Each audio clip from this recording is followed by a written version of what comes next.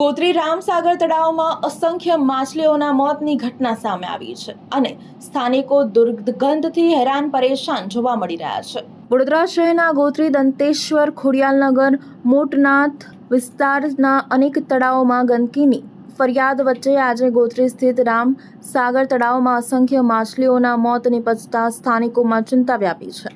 તળાવના કિનારે મોટી સંખ્યામાં મૃત માછલીઓ જોવા મળતા આસપાસના વિસ્તારોમાં तीव्र दुर्गंध फैलाई हती। गोत्री खोडियालनगर दंतेश्वरना तळावोमां छेल्ला કેટલાય દિવસોથી असह्य दुर्गंध फैलाई रही है। तळावोमां ड्रेनेजનું दूषित पाणी नाखवामां आवे छे तेवा आक्षेप થઈ રહ્યા છે, જેના કારણે તળાવનું પાણી દૂષિત બનતું હોવાનું સ્થાનિકો કહી રહ્યા છે। ગોત્રી રામસાગર તળાવમાં માછલીઓના સામૂહિક મોત બાદ તળાવના કિનારે મૃત માછલીઓના ઢગલા જોવા મળ્યા હતા।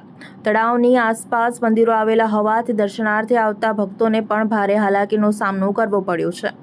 દુર્ગંધ એટલી તીવ્ર છે કે અહીંથી પસાર થતા લોકોને પણ મોઢા પર રૂમાલ બાંધીને પસાર થવાનો વારો આવ્યો છે।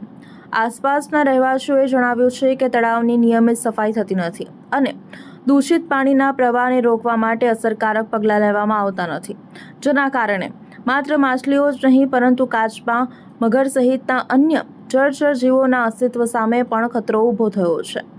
સ્થાનિકોએ મ્યુનિસિપલ કોર્પોરેશન પાસે તાત્કાલિક તળાવની સફાઈ, મૃત માછલીઓના નિકાલ અને તળાવમાં ભળતા દૂષિત પાણીના સ્ત્રોતને બંધ કરવાની માંગ કરી છે। જોવા મળવાના તો હમણાં વરસાદી પાણી જે પડ્યું અને તળાવમાં આવતું ગટરનું પાણી અને જેના કારણે સવારથી લઈને માછલીઓને ઓક્સિજન પૂરતું મળતું નથી, એના કારણે આ માછલીઓ મરી જાય છે। તો પ્રશાસને આવેલા નવા કોર્પોરેટરોએ આનું ધ્યાન રાખી ફુવારાઓ ચાલુ કરાવવાની વિનંતી કરવાની હોય કે ભાઈ આ ફુવારા ચાલુ થાય કે દરેક જીવને અંદર રહેલા જીવોને ઓક્સિજન મળે અને આવી રીતે મરે નહીં માછલીઓ।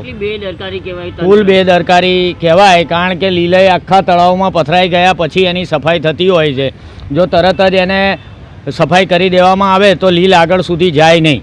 સ્થાનિક કોર્પોરેટરની બી જવાબદારી 100% જવાબદારી તો દરેકની છે। આ ગટરનું પાણી કેટલાય વર્ષોથી કેનાલમાં આવી રહ્યું છે, કેનાલ મારફતે તળાવમાં આવી રહ્યું છે, તો એ લોકોએ પૂરતું ધ્યાન રાખવું પડે, કારણ કે અહીંયા આજુબાજુ ગાર્ડન છે, અહીંયા આવેલું સ્વયંભૂ શિવલિંગ પારેશ્વર દાદાનું મંદિર છે, આગળ મોટું એવું ગાર્ડન છે કે જેમાં નાના બાળકો રમે અને અહીંયા આવે છે। આ જોઈ શકો છો બાળકોને, તો એમને બી કદાચ આના લીધે બીમારી ના થાય, કારણ કે અસંખ્ય માછલીઓ તમે જુઓ છો કે મૃત હાલતમાં આજે અધિક માસ એટલે કે વિષ્ણુ ભગવાનનો પુરુષોત્તમ માસ કહેવાય, એટલે કે ભગવાન વિષ્ણુએ મત્સ્ય અવતાર પણ ધારણ કરેલો અને આટલી બધી માછલીઓ મરેલી જોઈએ તો આપણને દુઃખ થાય।